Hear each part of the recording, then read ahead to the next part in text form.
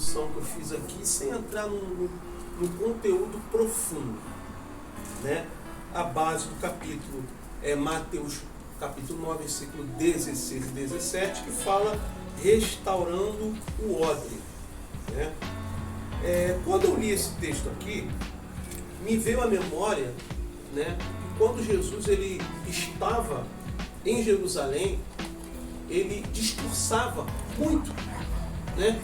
E até em alguns aspectos, em alguns momentos, Jesus ele não debatia, mas havia entre os fariseus da época, muitos saduceus também, né?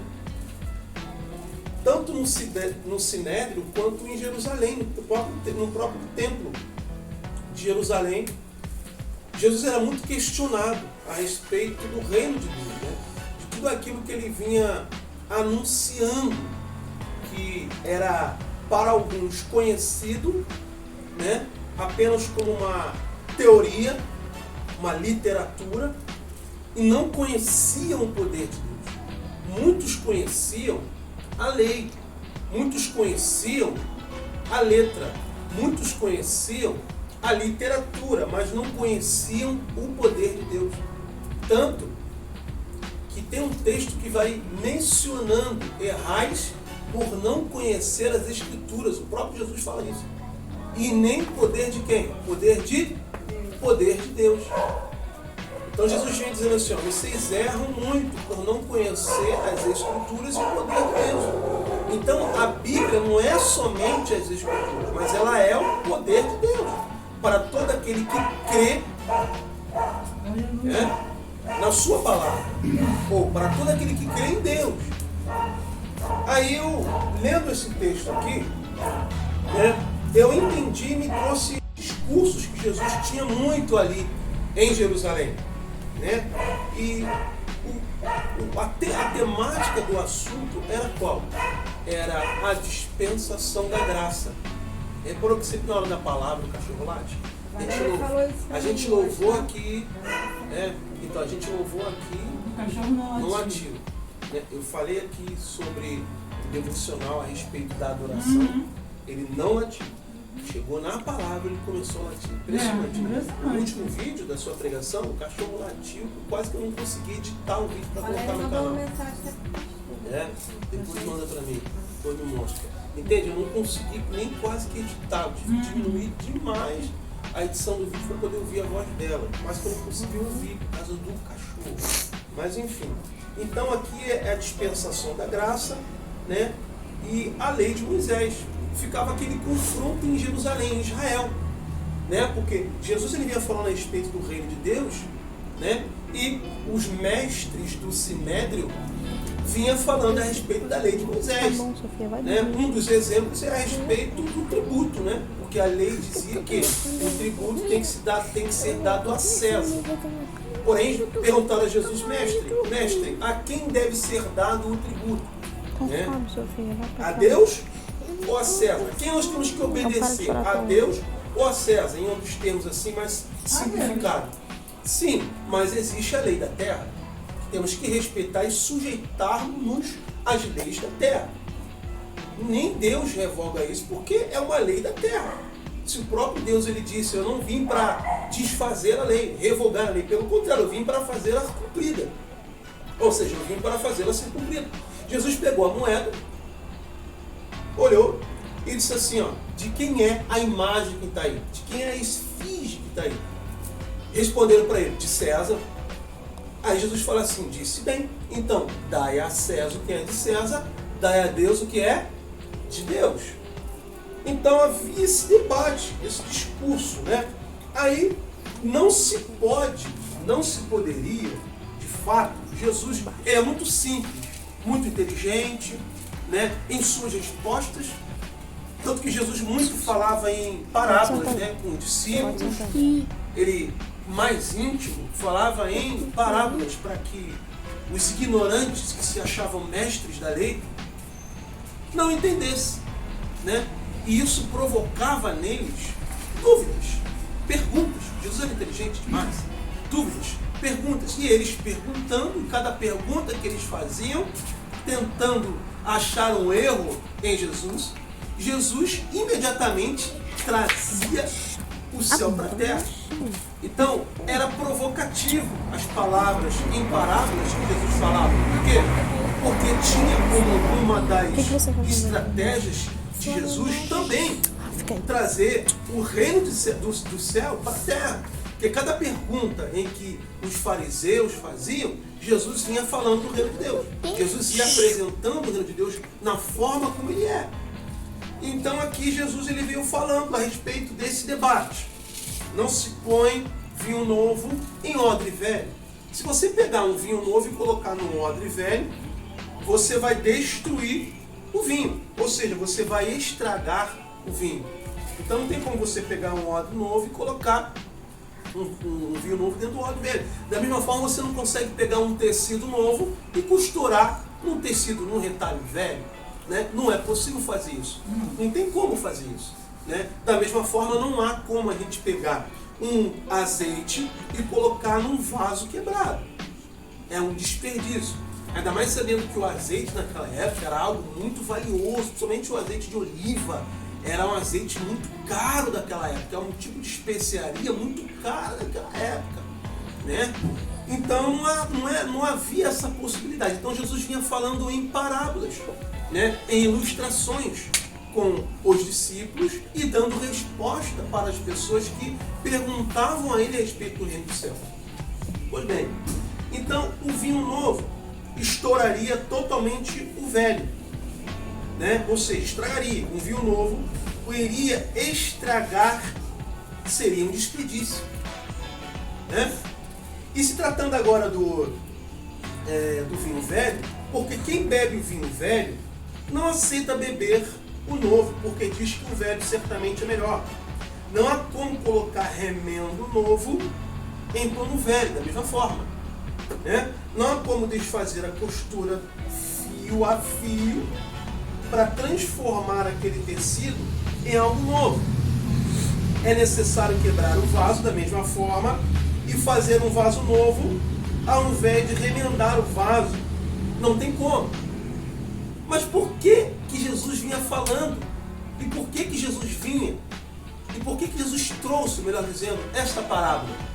Jesus está falando a respeito da graça. Jesus está falando a respeito do reino de Deus. Por quê? Porque havia naquela época esse discurso. As pessoas tinham um conhecimento a respeito da lei e se recusavam a aceitar o evangelho do reino de Deus. Porque um tomava um partido de Moisés, porque a lei de Moisés diz isso. E Jesus vem dizendo, sim, eu não vim para revogar o que Moisés disse. Pelo contrário, eu vim para fazer a cumprida. Eu vim para que a lei pudesse ser cumprida. Então Jesus ele vinha dizendo claramente a respeito disso. E se nós trouxéssemos para os dias de hoje, quando a gente traz esse elemento figurativo para o dia de hoje, é a mesma coisa. É o mesmo balanço. Né? Só havia uma maneira de restaurar as coisas. Como? Jogando fora o odre? Não. Retalhando o vaso? Não. Jogando fora o tecido? Não. Quando a gente traz para o dia de hoje, o que Jesus fez com essa natureza velha? Ele morreu na cruz, né? Ele se sacrificou, deu a sua vida e hoje nós nos tornamos o quê? Uma nova natureza, uma nova criatura.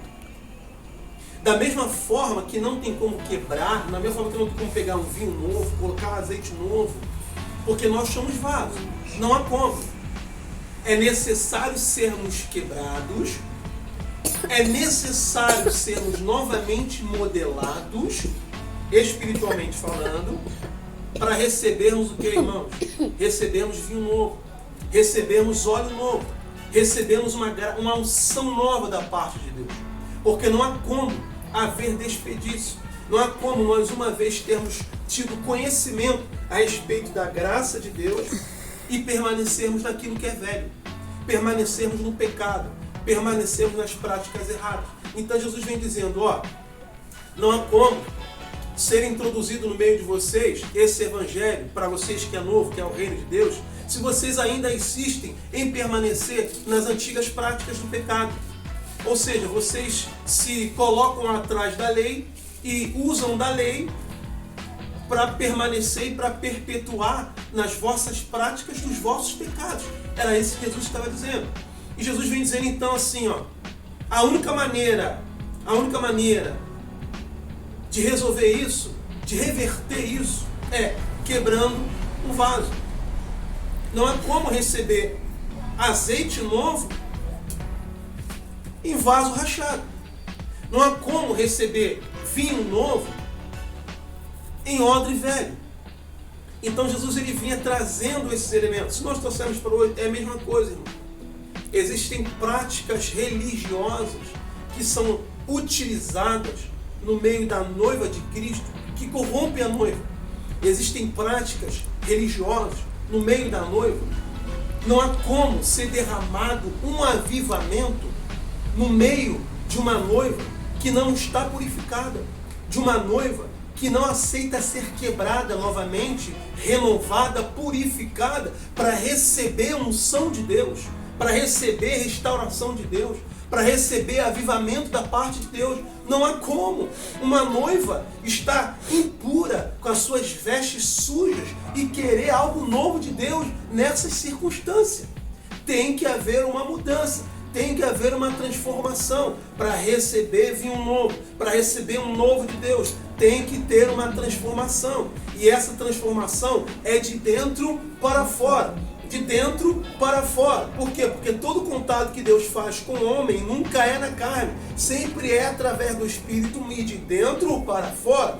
Então Deus vinha falando, ó, para que haja dentro de você uma nova experiência, um vinho novo, um óleo novo, um azeite novo. É necessário nascer de novo. E às vezes esse nascer de novo tem a ver com quebrar o seu vaso, tem a ver com renovar as suas vestiduras, porque não é como pegar um pano novo e retalhar ele e colocar num pano velho. Não há como eu pegar um vinho novo, fazer com que você tenha novas experiências no reino se você ainda está preso a rudimentos antigos. Não há como, tem que haver uma renovação. Para receber esse avivamento é necessário necessitar e reconhecer e passar por todas essas transformações. Era isso que Jesus estava tentando dizer naquela época no seu discurso. Porém, no processo de preparo do odre, algo acontece aqui. Algo acontece. Da mesma forma no preparo da caminhada cristã.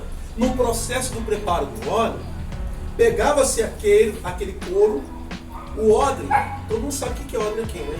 É uma bolsa, bucha de couro da época, utilizada, fabricada com um couro de ovelha, onde se utilizavam para colocar azeite, óleo, vinho, manteiga, queijo.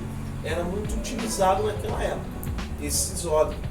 E era muito utilizado mais para colocar vinho, para guardar vinho.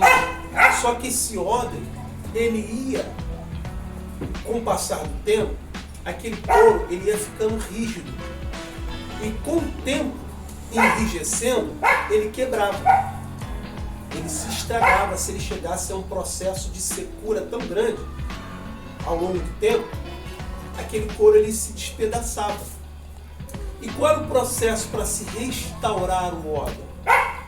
Tinha que ser levado esse óleo banhado numa água quente e depois escovado e colocado nele azeite para que ele pudesse ser restaurado. Ou seja, não tinha como se restaurar um odre se ele não fosse aquecido e se nesse processo de restauração não fosse utilizado azeite. Não há como querermos avivamento, não há como querermos avivamento da parte de Deus se não compreendermos que temos que passar por uma restauração. Nós somos o odre. Não tem como estarmos em rudimentos antigos, na religiosidade, na prática do doxicismo, na prática religiosa, sem compreender a palavra, sem compreender o que Deus quer de novo para nós. Não há como vivermos e querermos esse avivamento se nós estivermos nestes rudimentos antigos. É necessário passar pelo processo de restauração do nosso óleo, receber azeite, sermos aquecidos pelo poder do Espírito Santo de Deus, e aí, depois disso, sermos restaurados da parte de Deus. Então, em livre entendimento, o fogo purifica o couro e a fumaça dá elasticidade e amadurecimento ao couro. Mas no processo de preparo do óleo, um passo importante é o de esperar, mais uma espera no fogo e na fumaça. Muitas vezes é necessário passar pelo fogo de Deus para sermos purificados e pela fumaça da sua glória para nos tornarmos flexíveis e maduros. Então, ou seja, meus irmãos, há a necessidade de restaurarmos dia após dia após dia após dia. Temos que buscar essa restauração da parte de Deus dia após dia, porque a cada dia na presença de Deus, Deus tem uma porção nova de azeite. Deus tem um vinho novo para nós. Deus tem um pano novo para nós que vai nos aquecer quando nós estivermos em dias de frio, de tribulação, de dificuldade. Sempre haverá alimento, sempre haverá graça, sempre haverá unção nova, sempre haverá uma bebida nova, que é o vinho, que é a palavra de Deus, que é a água, que é o Espírito Santo. Nunca deixará de haver. Aleluia! Amém? Então guarde esta palavra no teu coração e a cada momento que nós chegarmos na presença de Deus, que possamos pedir: Senhor, restaura o meu odre, restaura o meu odre. E após restaurar, Senhor, nesse processo inteiro que eu entendi, que eu aprendi, que o odre ele vai ao fogo, ele tem que ser purificado através do azeite, do óleo, ele tem que ser esperado num local determinado por causa da fumaça, que a fumaça do fogo ali era um simbolismo de espera. Então, aqui no texto, pegou-se esse gancho, né? Pegou-se esse gancho da fumaça para trazer essa ilustração de espera. Talvez a fumaça da preparação, da restauração do odre, ofusque a nossa visão na nossa caminhada, ofusque o nosso entendimento, ofusca a nossa direção, mas tenha a certeza, o avivamento da parte de Deus nunca deixará de nós entendermos qual é a direção e o caminho para o alvo que é Jesus. Isso nunca deixará de acontecer. Então, meus irmãos, guarde esta palavra no teu coração. Amanhã é quinta-feira, tem odre novo, tem vinho novo, tem azeite novo. Sexta-feira tem vinho novo, tem azeite novo. Domingo tem vinho novo, tem azeite novo. Para cada dia de vergonha, para cada dia de humilhação, Deus sempre trará sobre nossas vidas vinho novo, azeite novo, vinho novo, azeite novo, de modo que nunca nos faltará em nome de Jesus. Amém? Guarde essa palavra no teu coração. E quantos podem dizer graças a Deus? Graças a Deus. Amém.